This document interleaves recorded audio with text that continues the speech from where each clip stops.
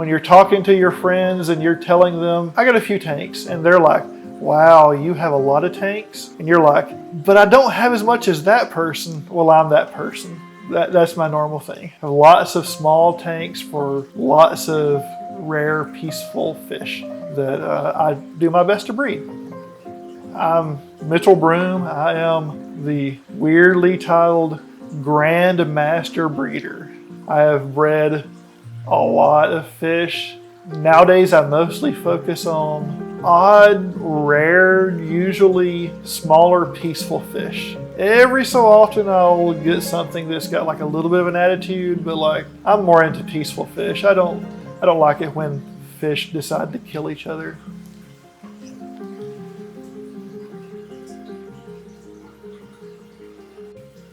How did you first become interested in fish breeding, and what inspired you to pursue it professionally or at an advanced hobbyist level?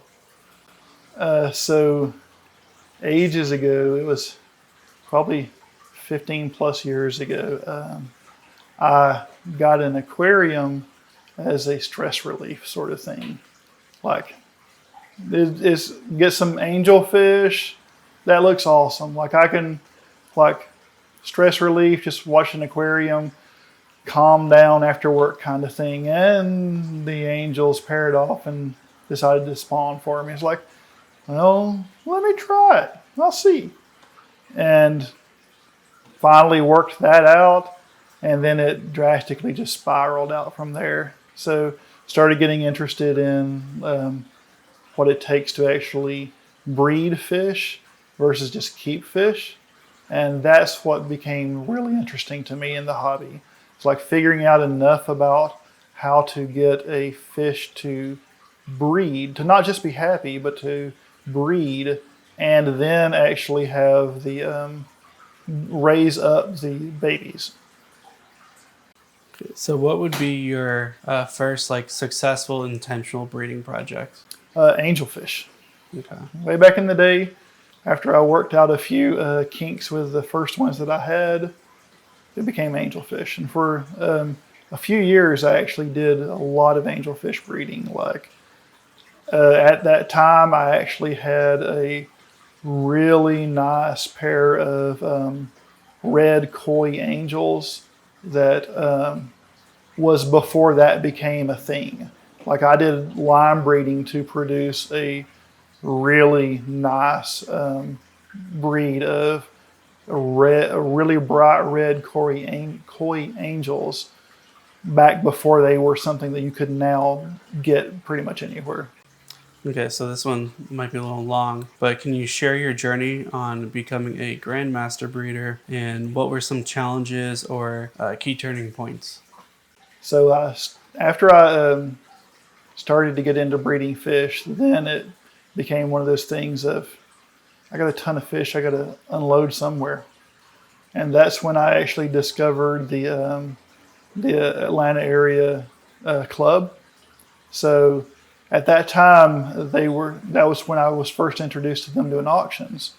So I came to a couple of them and actually sold a bunch of angelfish and was able to actually free up a lot of space. And I was not a member of the club at that time. And when I got the confirmation back of after doing the auction about what I actually was going to have from profit, the guy from the club said, if you actually go ahead and become a member of the club, you get a better discount from what the club takes as part of its cut from the auction, and you'll end up with more money if you just become a member of the club. And that got me going. So then I started coming to the club meetings. It kind of just went from there. That's when I learned about breeders' award programs, and that then becomes one of those gamification of breeding fish. It's like, well, let me try that and that and that too. And that's kind of what turned me into really getting into breeding fish. So you see, are you pretty competitive and you see try to get your points higher? No, it's maybe early on it was kind of like that, but it very soon turned into the things that were interesting to me. It wasn't. It didn't turn into like. It didn't become still. It didn't continue to be a competitive thing. It became a what is interesting to me, and turns out odd, rare, not often bred fish turn out to be interesting to me. And a lot of times those have really high point values for the breeder award program. So I turned into a kind of a rare fish breeder because things became interesting and I went through the BAP program. So, what are the most important factors to consider when you're starting a breeding program? Be interested in what you're going to do. There's a lot of people that try to breed fish for profit and are only trying to breed it to make money. So they will pick fish that they're not necessarily that interested in just to do a turnaround on money. You can do that if that's you. If making money from the hobby is the thing that's interesting to you, then that's great. But I would say breed or try to breed fish that are interesting to you because it'll make it so much more enjoyable. Like just like doing research. A lot of people don't like research. I kind of am okay with doing research on a lot of stuff, but like if you're researching something you're interested in, then that's a way more fun time than researching something just to try and turn a profit on it. So first, start with something you're interested in.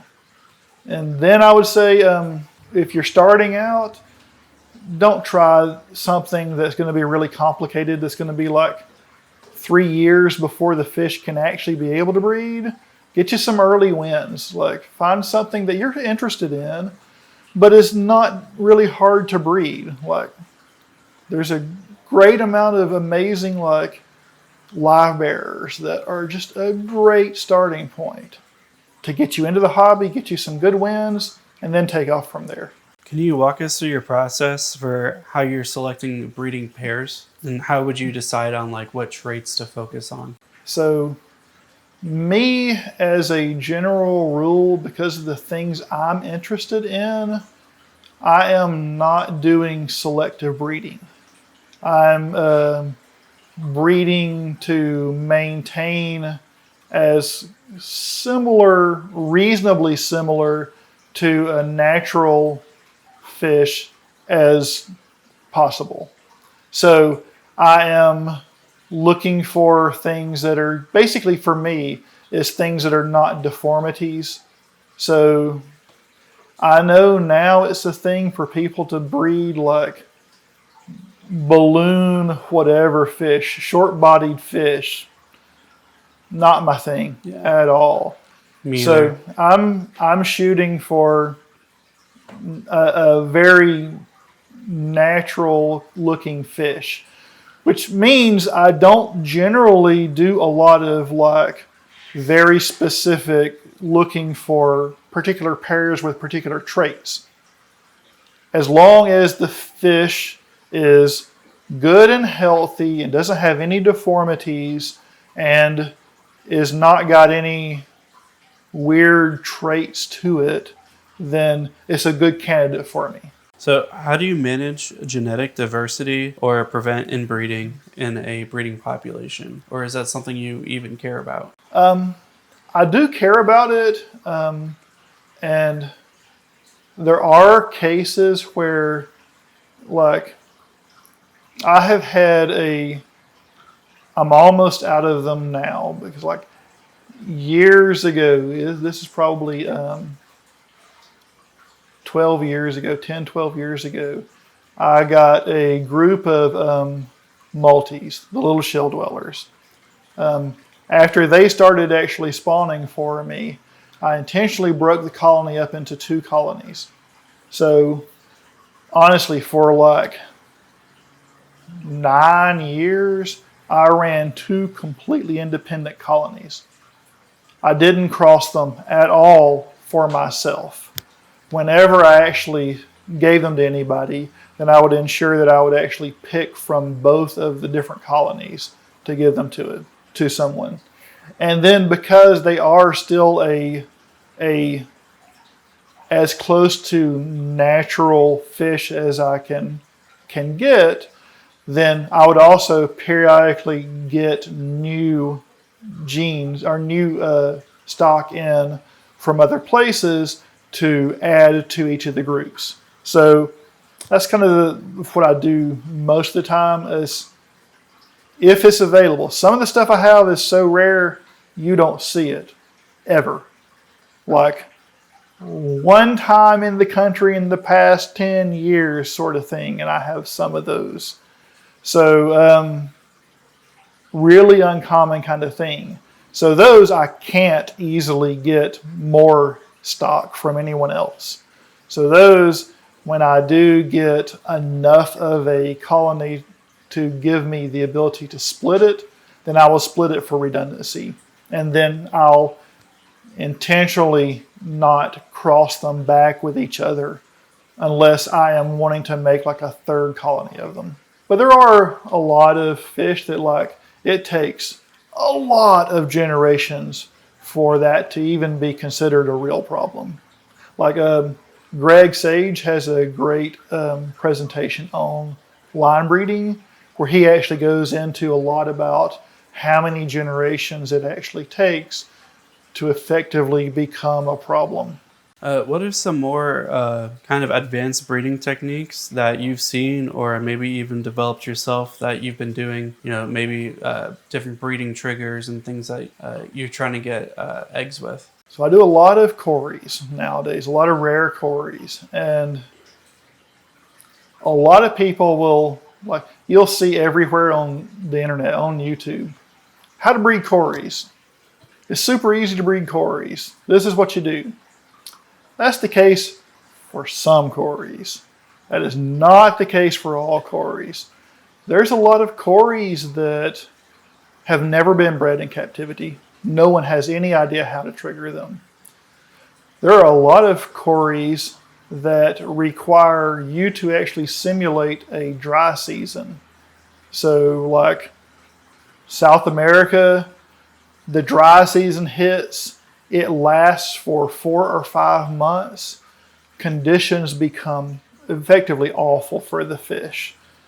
Water temperature goes up. There's almost no real new water coming down the pipe.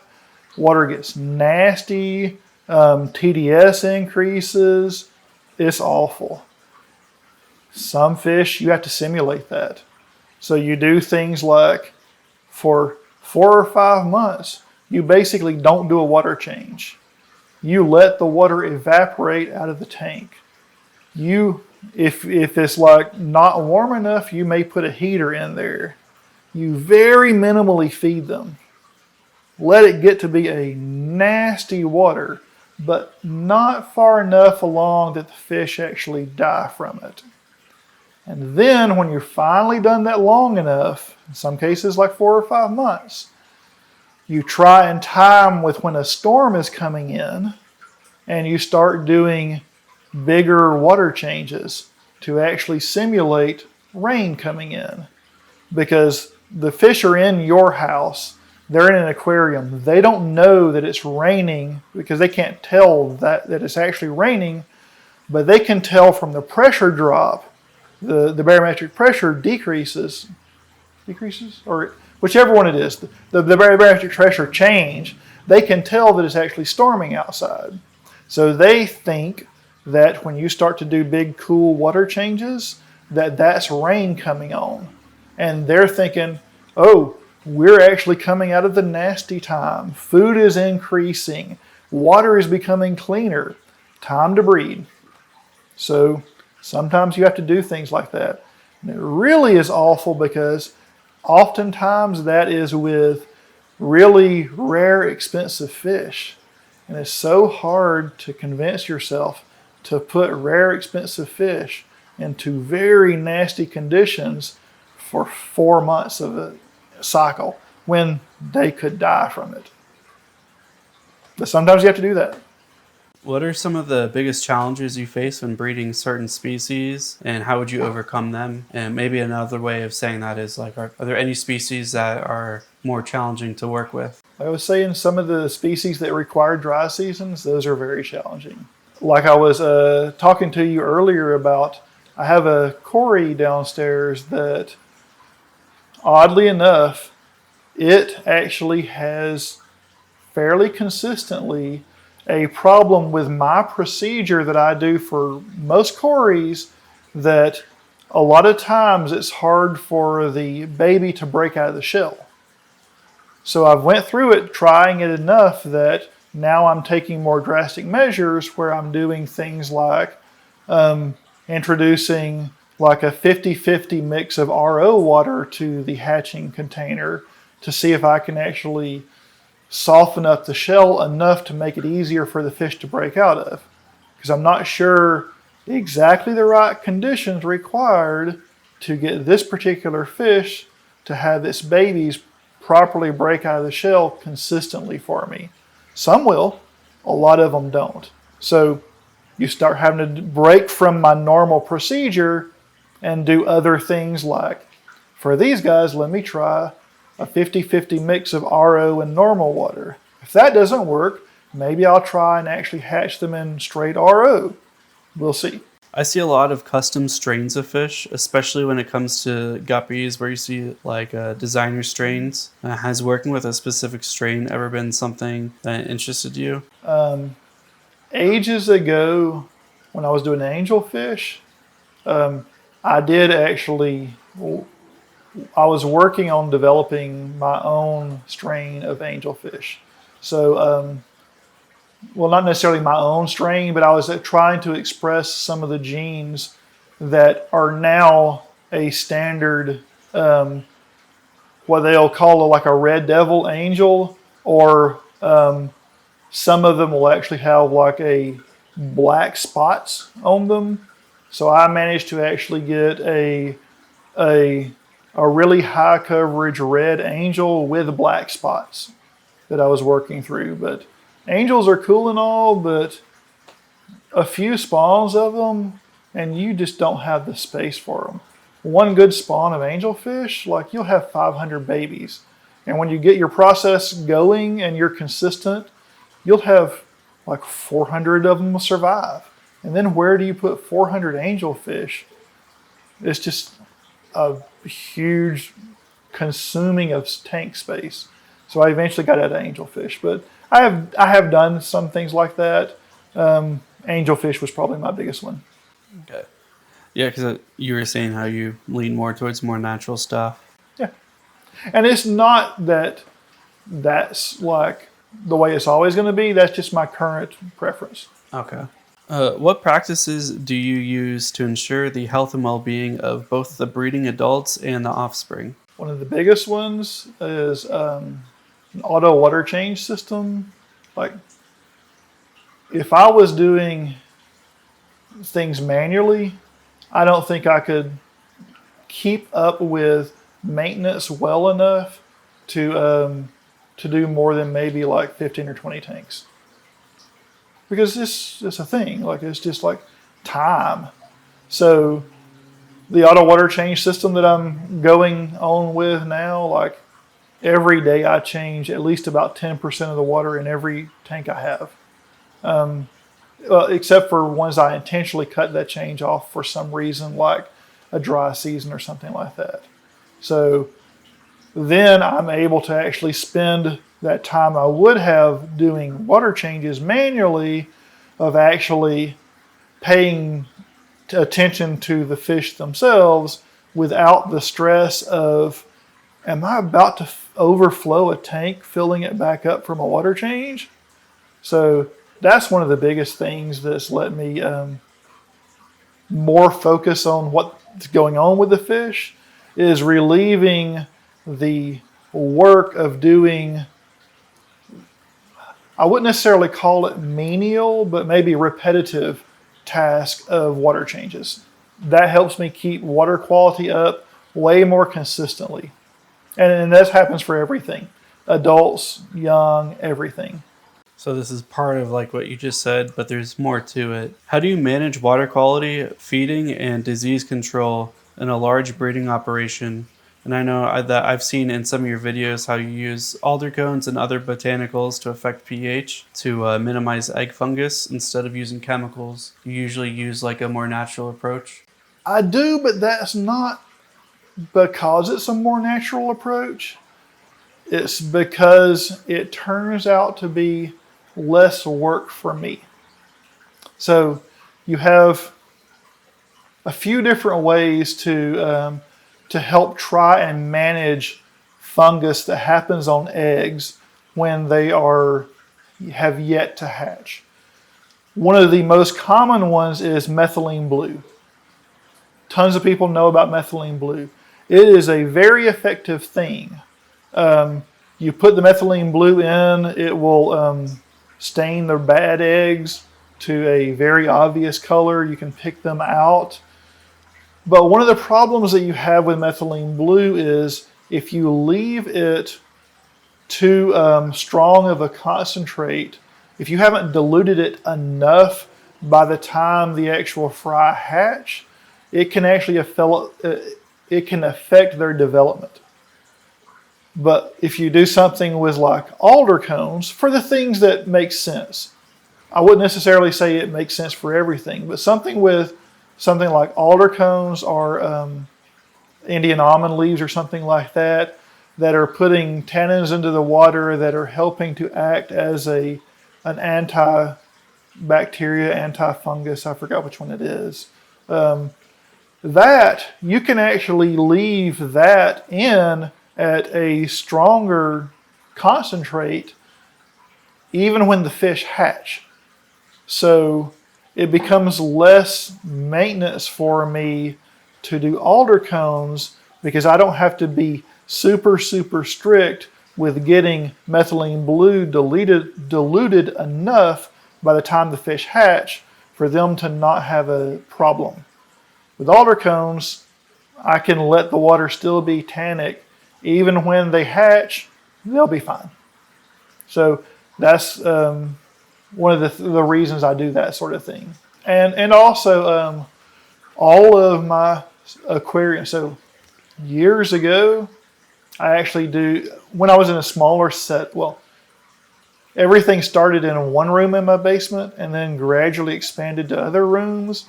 When I was in that first single small room, I actually ran a centralized sump for things, which is great until you have a disease outbreak. And then you have 30 tanks that now all have a disease outbreak. And then medications for treating that much water is expensive. So the way that all of my water changes happen now is all of the tanks are actually effectively independent from each other. The water comes in, and when it drains, it does not go back to a central sump to then recirculate out to the aquariums. It becomes wastewater. So at any given time, I can have a problem in any tank, which thankfully I don't really have many medication problems to fight with. I've been super lucky on that case. But like, if I do need to medicate something, I can actually turn off the water to that tank and let it go while the medications are taking effect, and it's completely independent from all the other tanks. So that's another nice thing. How has fish breeding changed over the years, especially with the introduction of new technology and breeding techniques? And just one thing that comes to mind is how you incorporate a lot of 3D printing into what you do. There's no single right way to do anything in this hobby. There's a lot of more effective or less effective ways to do things. So I am very much about learning a lot about not just like how to breed a fish, how to get something done, but why? Like, why does doing this thing work when that thing doesn't work? So what are the reasons for that? So when I pick up something new, I'll do the research. I'll talk to whoever I got the fish from, if they've bred it or whatever. Understand how they're doing it, but then try and figure out, is that the best way for me to do it? Sometimes it is. Sometimes I can actually make things more efficient for myself than actually the way that it was being done before, but still, it still gets the job done, but it's way easier for me. So that's when things become like, I do a lot of 3D printed things to solve problems that I'm seeing to hopefully make my life easier. Like those floating containers that I have, that has made such a great improvement on just my ease of maintaining that many different spawns. Like each one of those different cups that was floating downstairs is at least one, maybe two different spawns of all of those fish, and all those were going at one time.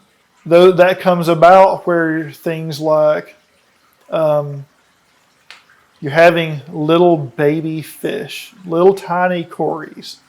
In some cases, if you were, depending on the cory, some of them were like super resilient. The real common varieties you get in most pet stores, those have been bred in the hundreds of thousands in farms all around the world.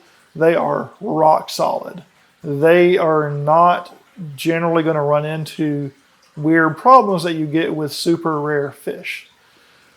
There are some problems that you can get where you actually can potentially run into a problem of, if you put a little tiny fish that is sensitive to water pressure, and you've put it into a 20-gallon tank, then the water depth can potentially, I'm not saying it is in most cases, but some cases it can affect the fish. So you do things like, okay, I'll actually start the fish out in really shallow water, and then as they grow, I'll add more water back in.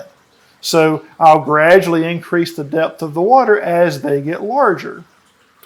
But if you start out with a floating container that keeps them all the way up near the top of the water, but you still have that huge water volume, then you're still keeping them in less pressure up near the surface. So the depth of water is still shallow, but they have the benefit of that larger volume of water for stability. So that kind of thing is something that you don't really get until you start to explore other ways of doing things. What do you think is one of the biggest misconceptions people might have about breeding fish at such a large scale? It could be a lot of people think that I breed all the fish I have at the same time. I don't. Like, I'd never be able to keep up with that many fish. So I do a lot of selectively picking what fish I want to breed at any given time. A lot of the other fish become like they're living out their best life kind of things, but I'm not intentionally trying to focus on those fish to get them to breed. So at any given time, like generally about maybe once or twice a year, I will pick probably about like 5 or 6 species that I have that have been really hard for me to actually breed or have not yet bred for me. And I'll do like a big order of like blackworms, and I will spend like 2 weeks trying to get like 5 or 6 species to breed. And all of the other, however many fish I have going on downstairs, are just hanging out for me. So I'm not trying to breed all the fish I have at all the times. I will have fish that will spawn down there for me, and I'll leave eggs because I'm not focusing on them right now. Sometimes some of them will make it. Great. Otherwise, just turned around and became fish food for the fish themselves. What advice would you give to someone looking to start breeding fish at like a large scale like you do? Make sure you understand that, like, when you do get them going, what are you going to do with those fish? Like, it's been a long lesson for me. Like, told you, I only focus on periodically, like maybe 5 or 6 species at a time. There's other reasons for that. Like, I got no place to put thousands of fish. Like, don't necessarily, like, it's a hard thing to get someone's mind around. Don't produce too many fish, because if you produce too many fish, where are you going to put them?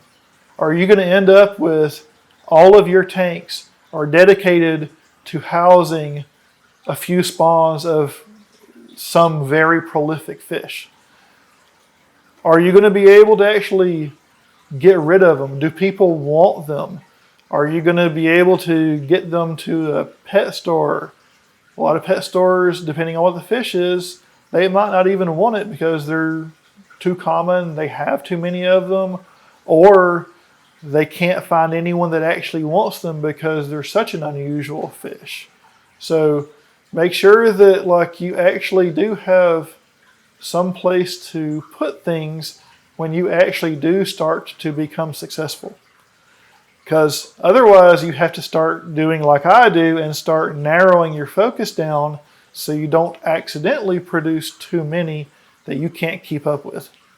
What qualities do you think would be the most important for someone to be successful at fish breeding? Be interested in it. Not necessarily just doing it as a job. Unless that is the thing that interests you.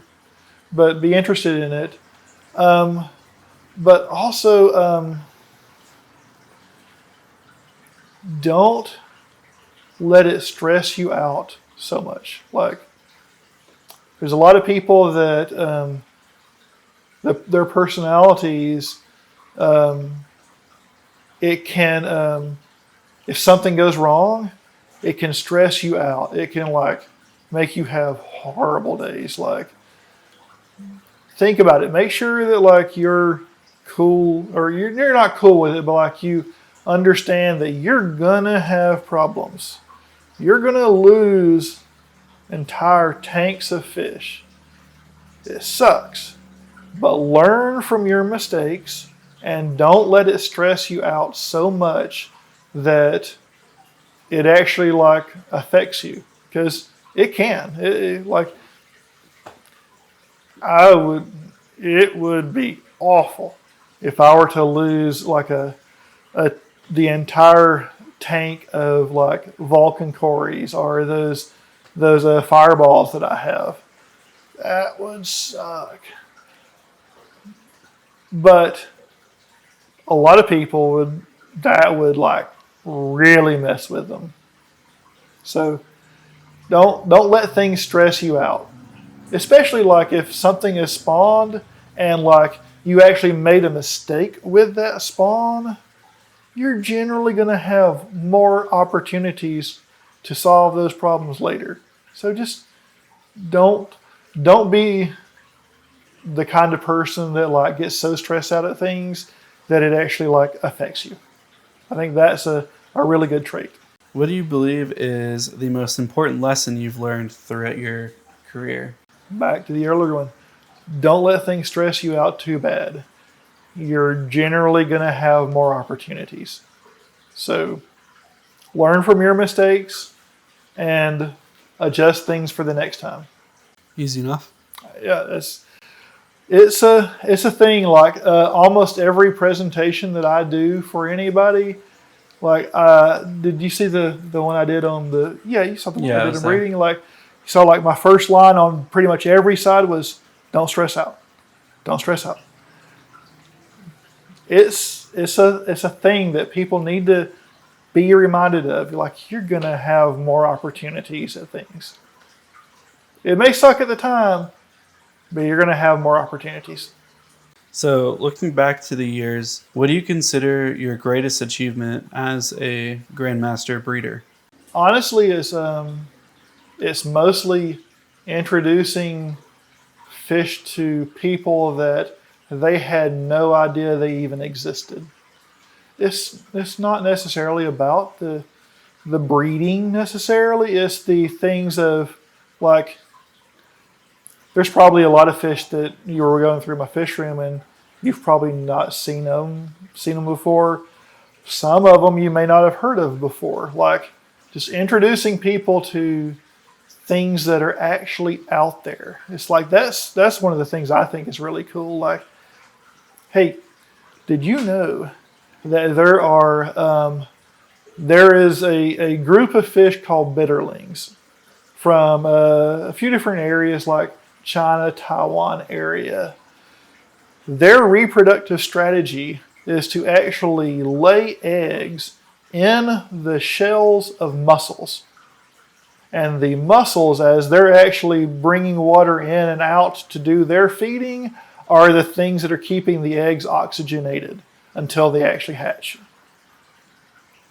That's amazing. How many people actually know that's a thing? Like mouth brooding. There are fish that will actually keep babies, eggs and babies, in their mouth for 3 weeks or more. The adult not eating at all for that entire time until they deem that the babies are safe enough and large enough that they'll let them actually go out on their own. A lot of people don't know that even is a thing. Killifish, a lot of killifish. Not as many as people think, but a lot of killifish, they actually have a phase of their life cycle where their eggs go into what's called diapause. And they actually, in the wild, the puddle that the fish was in almost completely dries up. Like, the dirt that the eggs are sitting in is very slightly moist. But that's it for weeks to months to almost a year. And then when the rain comes again and the egg becomes wet again, that little egg where the baby inside of it grew along for a while and then basically went into like a suspended animation phase, waited until water came back and said, oh, it's now wet. I should actually hatch. That's just awesome. A lot of people have no idea that's a thing. So that's the kind of thing that's interesting to me about breeding so many fish, is helping to introduce people to just really interesting, cool facts about things, or just fish in general. Are there any particular fish breeds or species that you find especially fascinating that you haven't been able to work with yet? Like I was just saying, bitterlings. Like, there's a 75-gallon tank downstairs that's cleaned out with the hopes that I can actually track down some bitterlings. There's a few different species of them that are out there, but they're not commonly available. There is one that is called the rosy bitterling. That is, of the bitterlings, it is the one that is commonly available. I'm really debating actually pulling the trigger on those, because I want to actually give them a try to actually simulate their life cycle, where they actually lay in clams, mussels, shells. Because I know it can be done, and that is one of the things where I have heard of other people doing it with like a 3D printed version of a shell. And I want to do my take on that.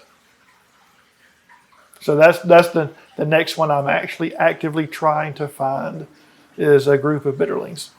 What's the quirkiest or funniest thing you've witnessed while breeding fish? One day I was walking around feeding the tanks.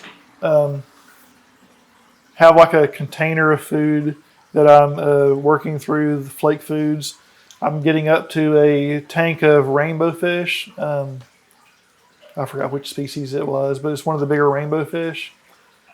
I'm about to reach in to feed them, and I just get up to the tank.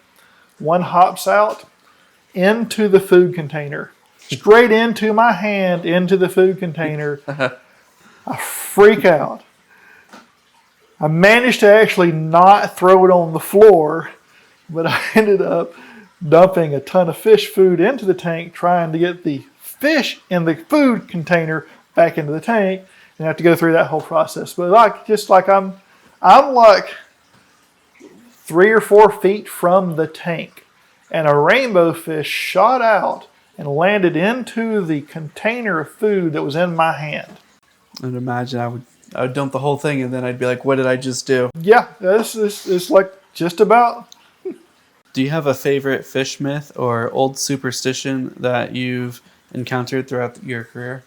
When hatching brine shrimp, people swear you need a light to hatch brine shrimp.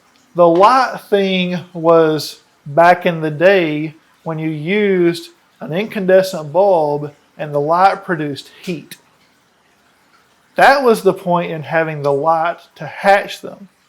Now, you definitely want to use, I wouldn't say definitely, but you can use a light to attract them to a place. But when they're hatching, they don't need light. That's not a requirement at all. The light was there to give them heat to keep their temperature up, because they do need temperature to hatch.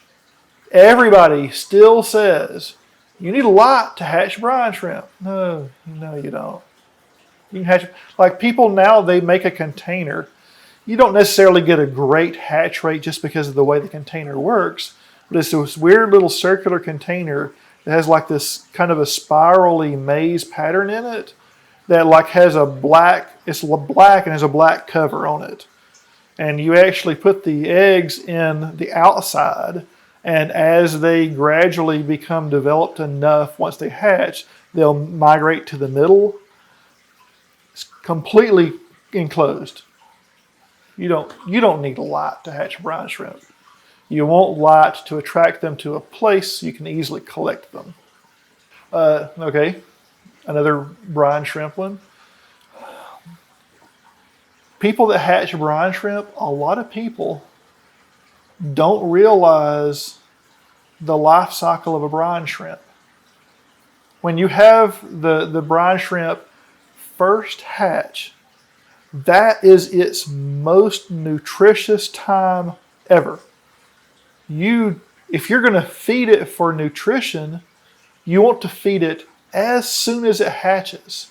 If you let it go, a lot of people will do things like they'll hatch brine shrimp, like they'll do like a 36-hour hatch to let as many of them as possible hatch and have them grow. Well, that's cool and all. They will grow, but they're doing that at the expense of using all of the food store that they had from their egg phase.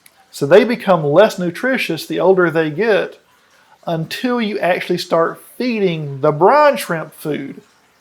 So if you let a brine shrimp go longer than when it first just hatched, it's less nutritional for the fish. A lot of people think that you want them to be as old as you can because that's the most bang for the buck.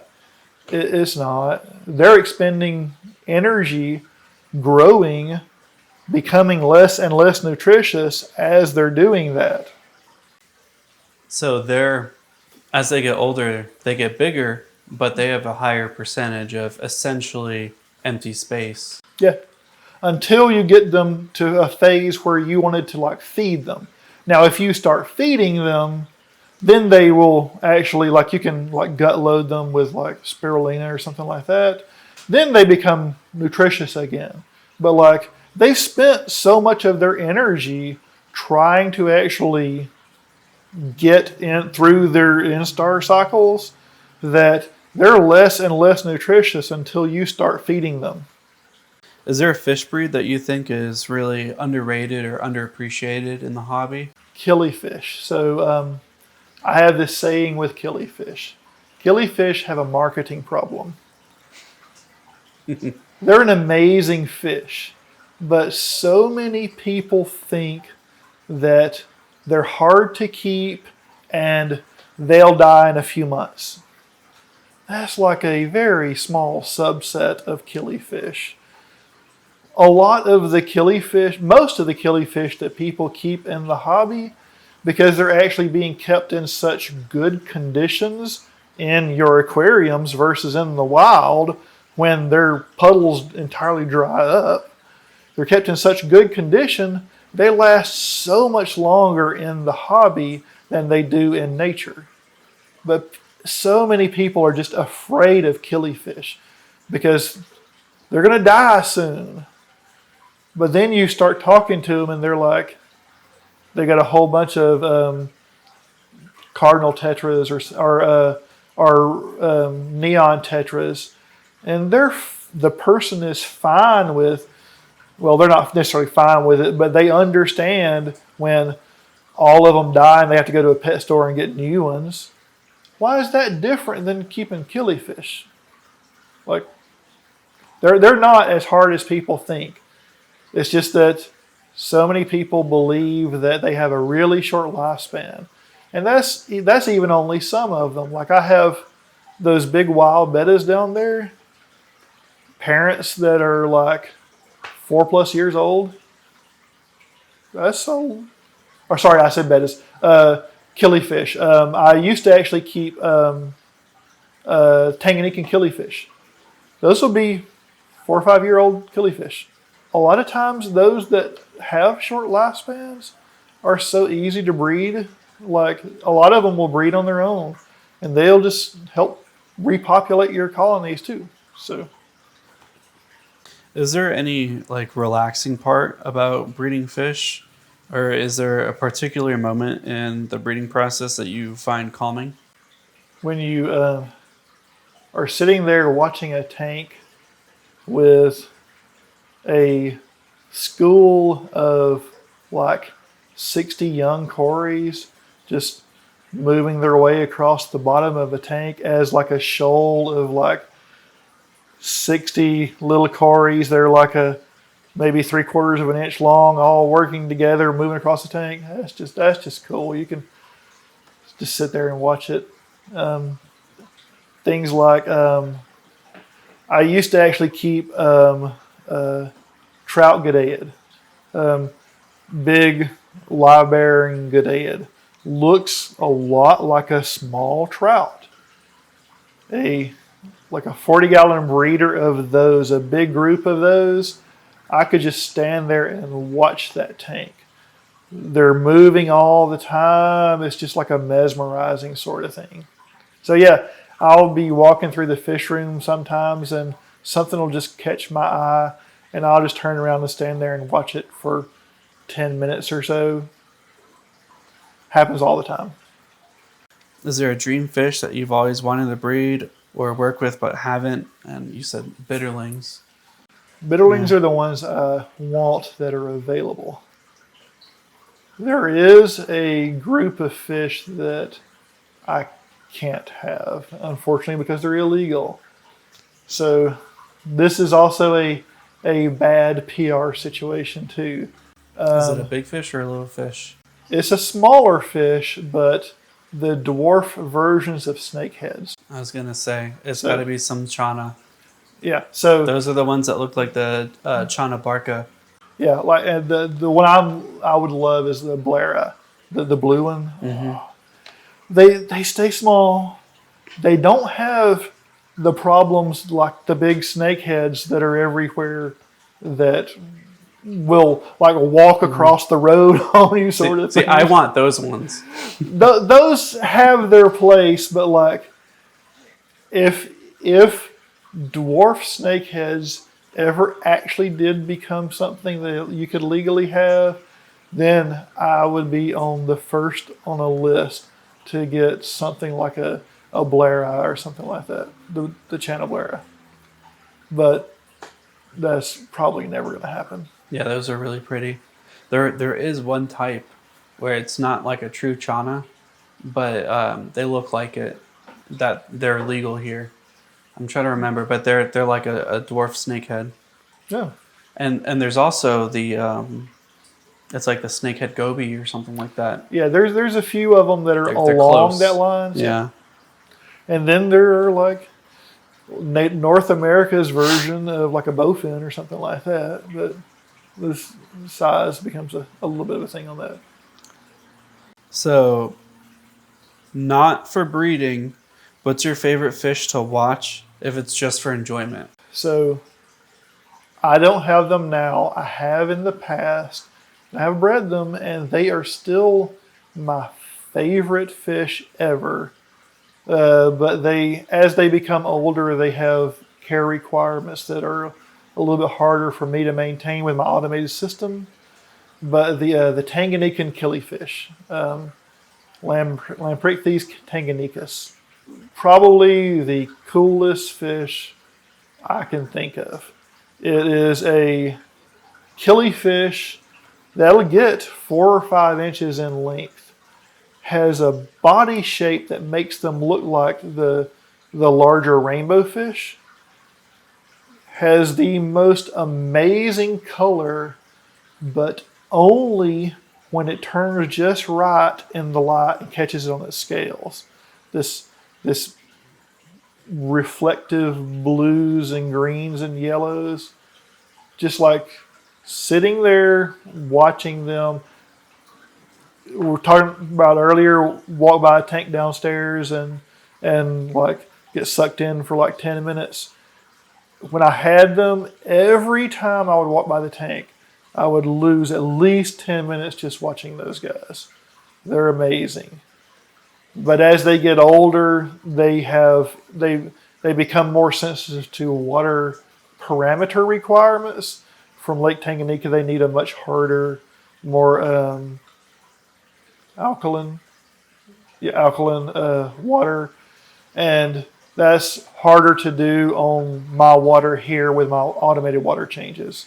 So I could do it, but it would have to be like an oddball for me. I'd have to take it off my automated system. I'd have to do just manual water changes on it to keep the water nice and hard like they need it, and it just becomes a thing. But Tanganyikan killifish, amazing fish. Anytime you actually see a picture of it, it's going to be 50-50 as to if it looks just like a regular old gray fish or if they caught it in the light and it looks stunning. What do you think are some common mistakes that beginners make, and how can they avoid them? A lot of common mistakes people make is putting too many fish into a tank that's not prepared for them at that time. So like, even if you if you're new and you've got a new tank that you did actually get cycled and it's ready for fish, that doesn't mean that it is ready for you to put 50 fish in it. If you do that, those fish can very likely, depending on what they are, if they're tiny, it might be fine.